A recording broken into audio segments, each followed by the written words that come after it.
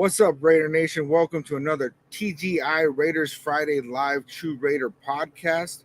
Now, I don't have a whole lot of time today. I wasn't even sure if I was going to go live. That's why I wasn't scheduled in advance.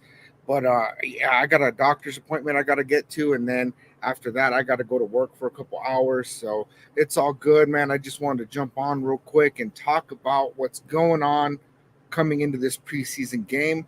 Now, I will be live streaming. Well, not live streaming. I will be doing a watch party during the game tomorrow.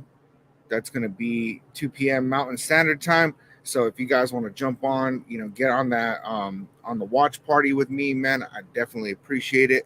Now let's go ahead and get into this because we don't got a whole lot of time. So I'm going to jump into first off, man.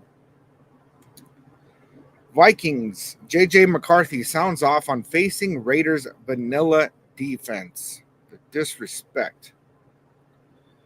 Facing his NFL preseason debut, Minnesota Vikings rookie quarterback J.J. McCarthy is relieved to face the Las Vegas Raiders defense that allowed the ninth fewest points in the league last year.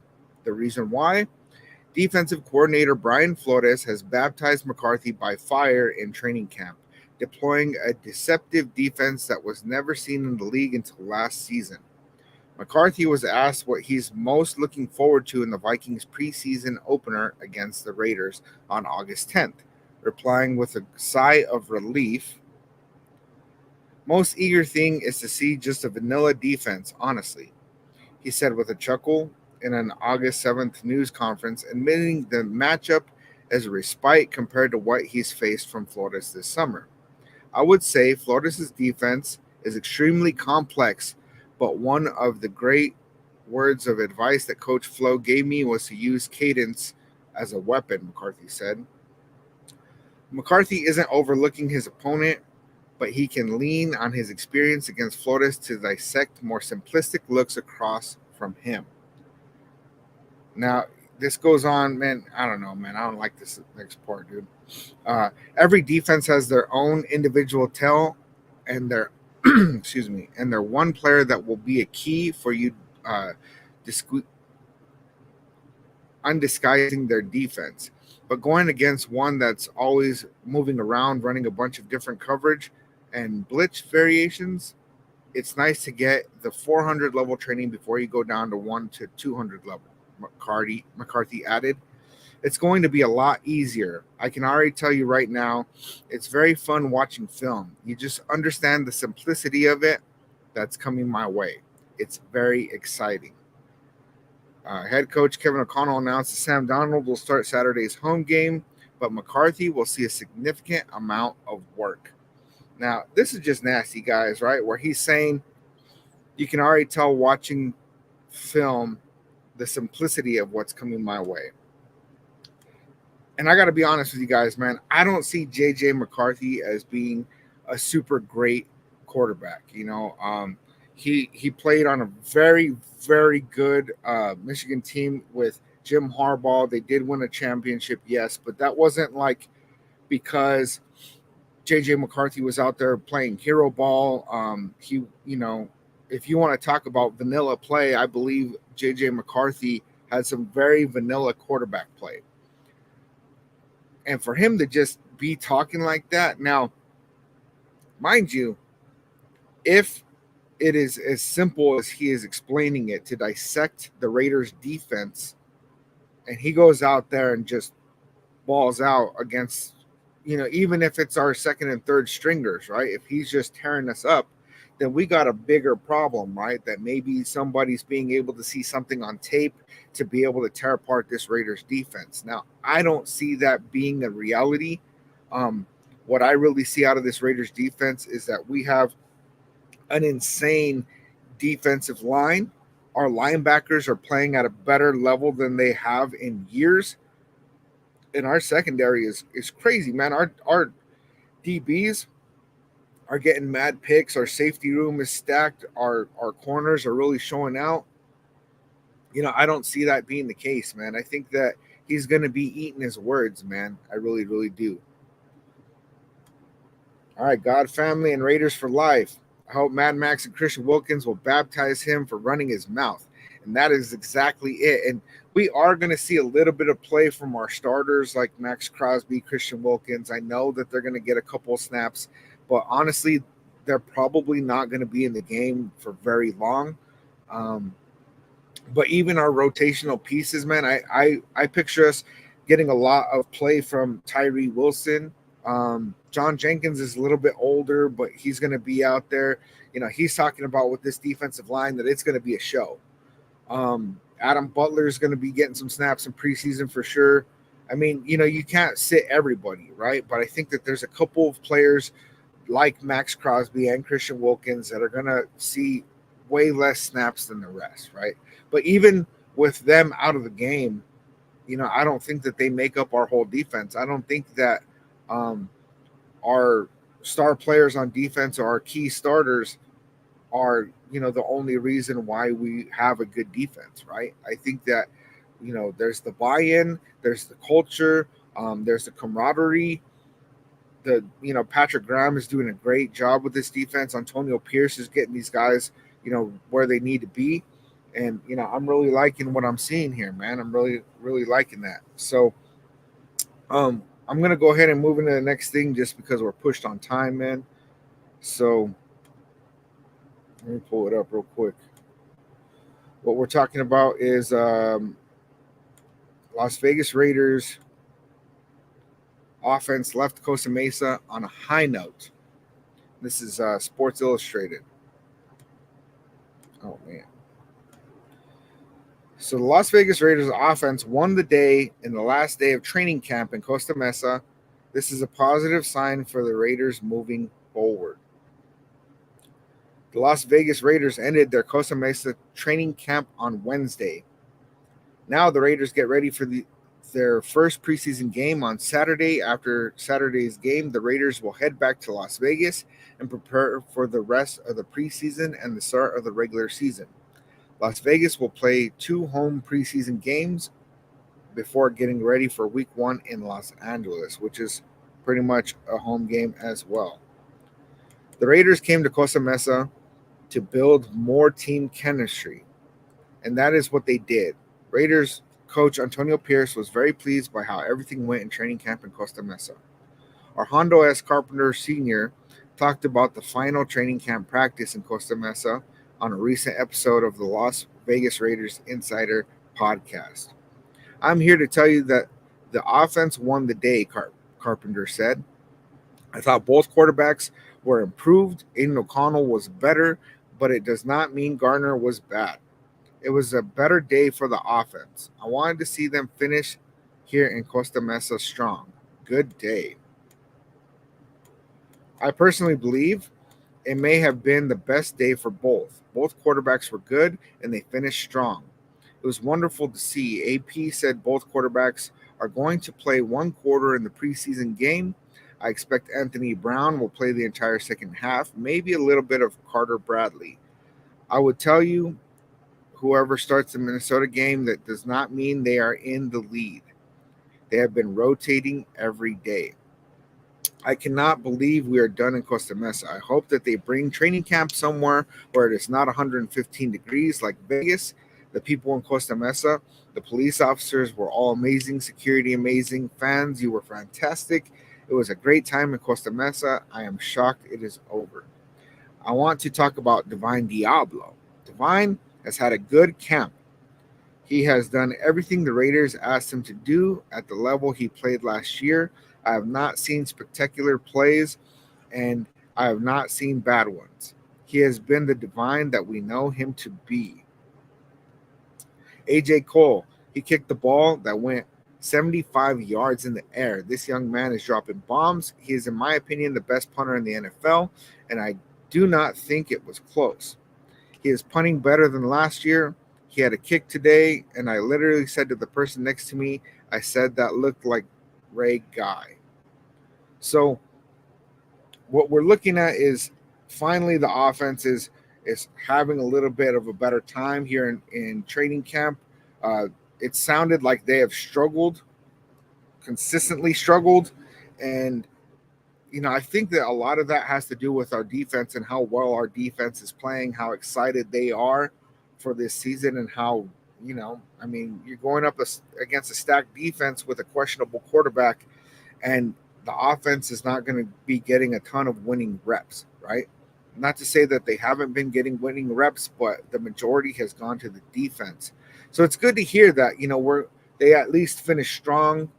He's saying Aiden O'Connell looked good this time, and that's what we've been getting all through training camp. Man, is that this whole flip flop? Aiden O'Connell's doing better. Gardner Minshew's doing better. Aiden O'Connell had a bad day. Gardner Minshew had a bad day. And it's been this whole flip flop back and forth thing.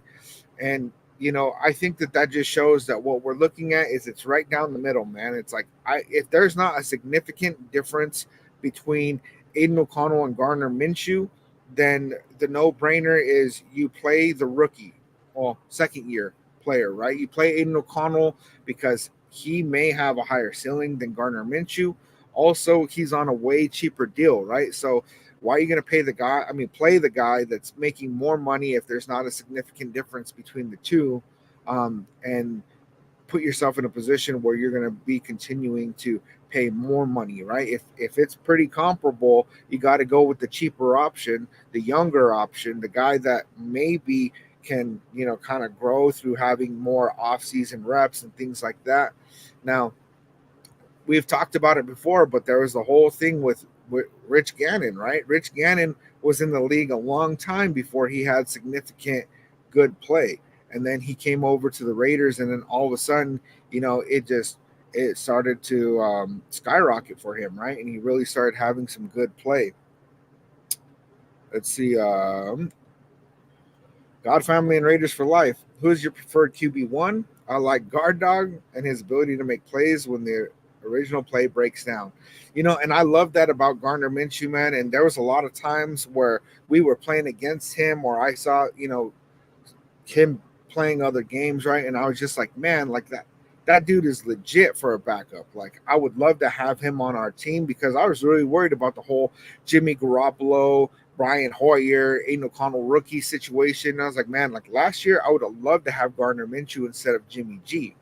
Now that we're in the position that we're in now, I love his ability to kind of scramble and move around and make plays when the original play breaks down. And that's one of the things I really don't like about Aiden O'Connell, is that he is slow. Not to say that Gardner Minshew is very fast, but Aiden O'Connell is pretty slow to react in those situations. And the thing is if you look at the stat lines, Gardner Minshew still takes a lot of sacks. He has a lot of fumbles, lost fumbles, and he has a lot of turnovers, right? And so I can't really say that Gardner Minshew playing that style is better, in my opinion. I would like to see a little bit more of that of Aiden O'Connell, because he is a more accurate passer that has a stronger arm, not by a ton, but he does have a stronger arm.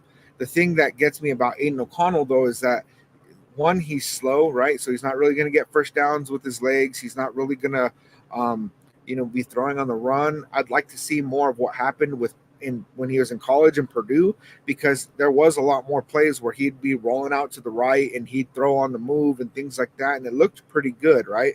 But he's really got to bring his passes down like about a foot, maybe 2 feet. You don't want defensive backs to be able to reach it, but he's throwing the ball too high for players like Trey Tucker, DJ Turner. We got some pretty short receivers out there, and he's throwing the ball way up there. And a lot of,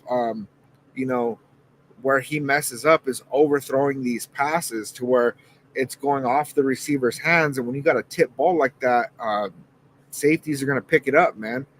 So really, for me, I feel the same way as these reports, is that it's a toss-up. And since it's a toss-up, I think we got to go with the younger guy, see what he is, because let's face it, if Gardner Minshew is not like proving that he is the man in camp, I don't think he's going to get out there during the season and prove he's the man, right?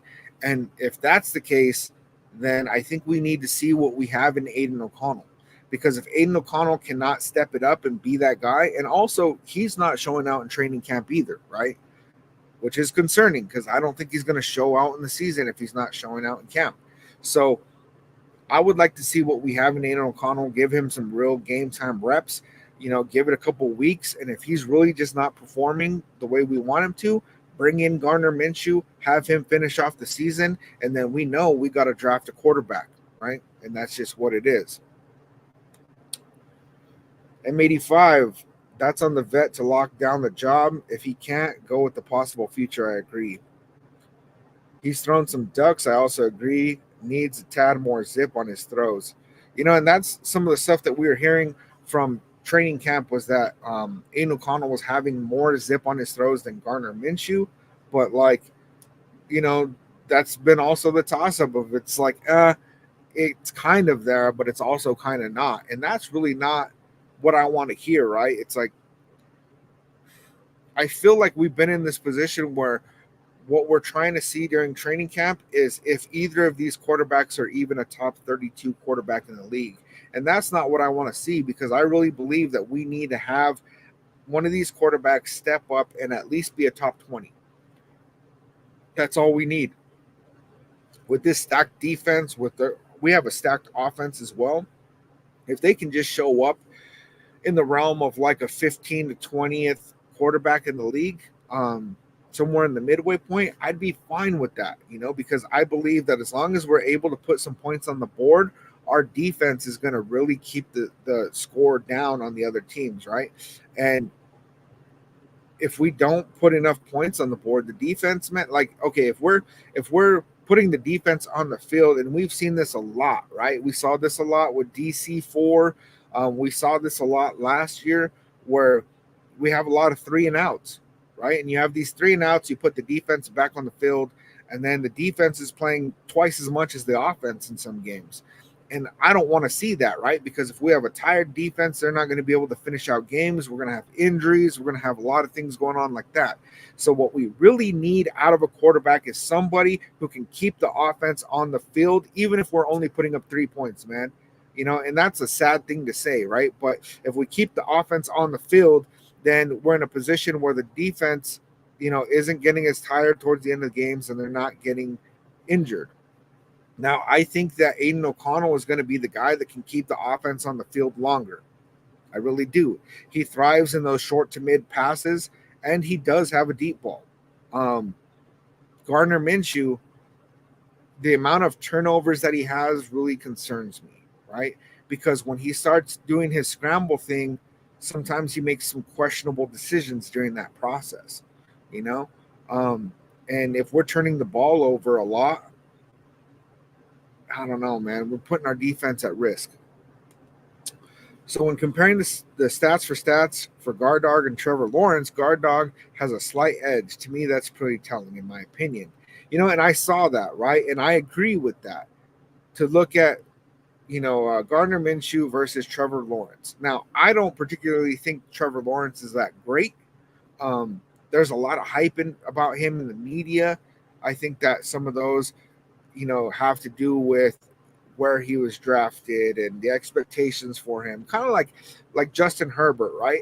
Media loves Justin Herbert. Oh, Herbert, and the dude is a good quarterback. Don't get me wrong, but they fall short every year, right? Even with the stacked roster, they fall short. So, I don't know, man. The hype around it is weird, but if you look at Gardner Minshew's stats versus Aiden O'Connell's, there's only a slight difference, and I honestly want to see what Aiden O'Connell has for this year. Do I think Aiden O'Connell is our guy for the future? Not really. Now, do I think that he might, with some real game time reps, be able to get to that? Maybe. But honestly, I think that we're going to be looking for a quarterback next year. I really do. I hope that we're not. I really hope that we're in a position where Aiden O'Connell is that guy, and he proves that he can be a serviceable quarterback, because I don't think he's ever going to be a top 10. I don't think Gardner Minshew is ever going to be a top 10. But if one of these guys can step up, like AP keeps saying, I want somebody to step up and be like, this is my job. And he's not seeing that. And that's problematic, man, for real. M85, we need to drive the damn ball. Stay focused but aggressive. And I think that Zamir White's going to play a big role in this. Brock Bowers is going to really, throw a wrench in these defenses that we're going against. This 12 personnel that we're going to be running. Um, I really think Dylan Laube is going to be a key person for us. Probably not until later in the season. Maybe the midway point is when I think he's really going to start showing out. But we got a lot of good tools to use in the short game, right? A lot of yak, right? If we get yards after the catch, Michael Mayer is known for that. Brock Bowers is known for that. Dylan Laube is known for that. Then Zamir White, I think, is actually going to have a good year. If we have these things going on, I really think that we're going to stand a better chance of staying on the field, get them first downs, keep the defense off the field, keep them with healthy legs. We'll see how that goes. James Furpo, Raiders, salute, man, salute. Raider Deb, changed your picture. What's up? Happy Fiesta Friday, Raider Nation. What's going on? Salute, salute. Now, there's one more thing I did want to talk about, and for you guys that jumped on late, I got a doctor's appointment I got to get to, and then I got to go into work for a couple hours, but I do want to be on for at least a little bit, man. I probably have another 10, 15 minutes that I can be on, I think. All right, so this is an ESPN article.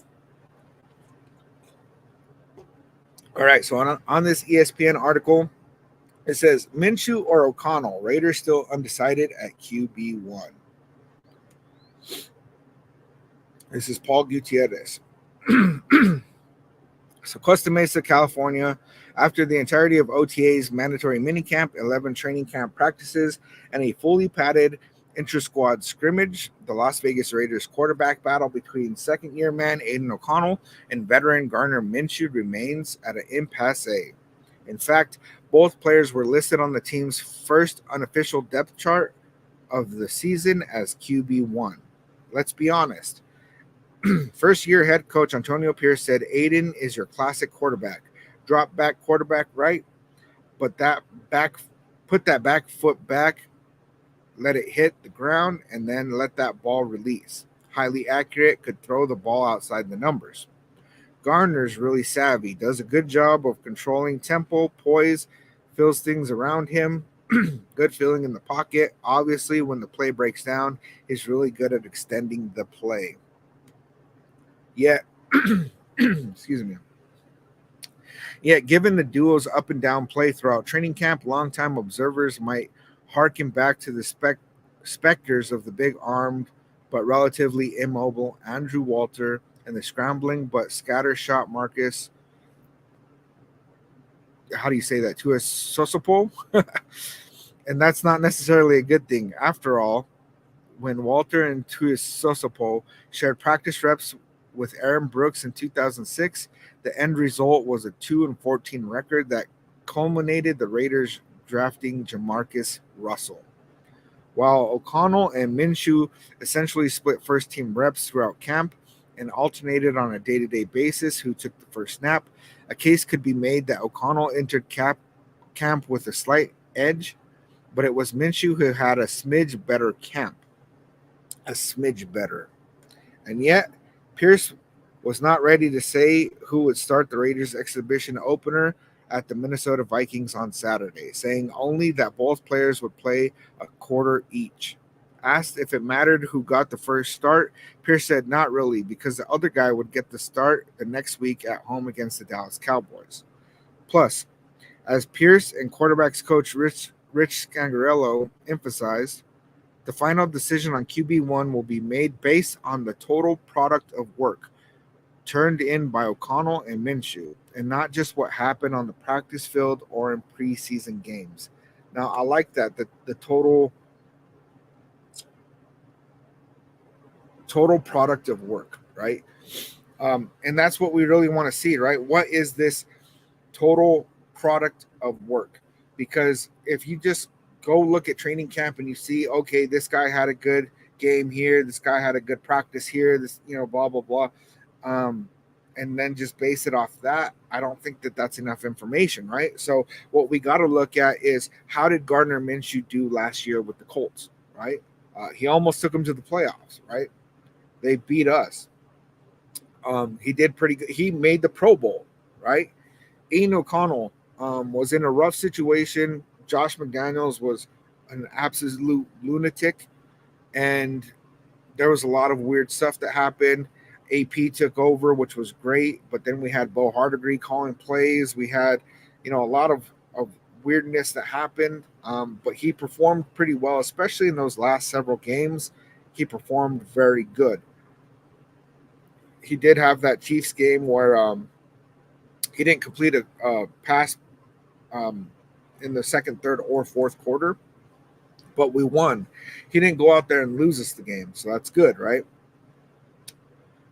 There's a lot of things to look at. Then how was their off season, right? How did they do in training camp? How did they do in OTAs? How did, and being able to look at all that whole picture, um, I think that they don't really actually know, right? Because for a while I was speculating that maybe they were just doing this whole toss-up thing for the media. That way, they could have an edge on the Chargers in Week 1 by not announcing their starting quarterback. That way, the Chargers can't prepare for just one; that they'd have to prepare for both. But honestly, I don't think that it's worth all of that effort just for that, right? The Chargers are looking kind of depleted right now. They're having their star rookie receivers injured. Justin Herbert's injured. Joey Bosa's injured. Now they're probably going to be ready week 1, but it's not looking. Chargers are in mid-season form right now, man. Already having key players injured, so I don't think that we'd go through all of that just for them. So I really think that honestly our staff is split on it. Now I think it's going to be Antonio Pierce, Tom Telesco, and Luke Getzey that make the decision on this. And I think that Antonio Pierce is already sold on Aiden O'Connell. You can hear it when he talks about the quarterbacks. And I think it's more Tom Telesco and Luke Getzey that are struggling to make the decision on the other guys. I think Gardner Minshew plays a little bit more like Justin Fields than Aiden O'Connell, obviously, but not really, right? And I don't think that Justin Fields was a good fit. Now, Luke Getzey had Aaron Rodgers, when he was in Green Bay, right? And Aaron Rodgers, he's Aaron Rodgers, man. The dude, he can extend plays. He's accurate. He can throw in the pocket. He had a lot of tools that our quarterbacks right now don't. Either one of them have all of those tools. Let me see, man. God, family, and Raiders for life. I compare Gardner Minshew with Rich Gannon. Gannon wasn't his best until he came to the Raiders. Same for Jim Plunkett. I'm hoping Guard Dog can be the next QP to do the same. And that would be amazing if Uncle Rico comes out here and just totally steps up and just starts the ball out like how these other quarterbacks did. What I haven't looked back on is what was it like for Rich Gannon and Jim Plunkett in their first training camp? What kind of reports were we getting? I know that the media was a whole lot different back then, but I want to look back. Actually, I'm going to see if I can find some information on that, because I would love to see what did training camp look like for these guys. Were they just kind of like, they had an all right training camp. We don't really know what it's going to look like, and then they came in and balled out, or did they come in a training camp and they're like, yo, like this is our guy? That's quite the toss up, man. Let's see, James. Can Raider Nation believe Gruden with Queef's crap on? Dude, I didn't even talk about that yet, right? And if you guys haven't seen it, John Gruden, man, let me see if I can pull it up. Jeez.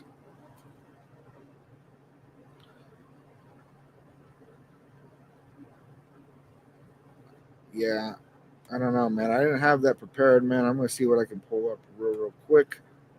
Gotta hate it. Gotta hate it. There we go. John Gruden, man. This dude over here next to Andy Reid wearing Chiefs gear. Now, I didn't really want to talk about this because he's not a Raider, right? But man, that's some rough things, right? When he wants to, I don't know, man. That once a Raider, always a Raider thing. Like I know Marcus Allen went over to the Chiefs. He didn't really have a choice. John Gruden, He's not hurting for money. He's just trying to get involved with any NFL team that he can. Last year, he was doing some stuff with the Saints and Derek Carr. Looks like he's given up on his boy Derek Carr, and he's over there with the Chiefs, right? And after doing that lap with in the bus around the Chiefs, around Arrowhead, I mean, I don't know, man. John Gruden, man. In my opinion, I didn't really like the idea of John Gruden coming back because I was there when that whole thing went down where when after the whole Tuck rule thing, the next year we went up and we played against John Gruden when he was coaching the Bucks. They beat us in the Super Bowl. And I've had a resentment ever since then against John Gruden, right? So when we brought him back, I was kind of like, I don't really know how I feel about that whole thing. So yeah, this whole thing, seeing him in Chiefs gear, nah, not about it, man.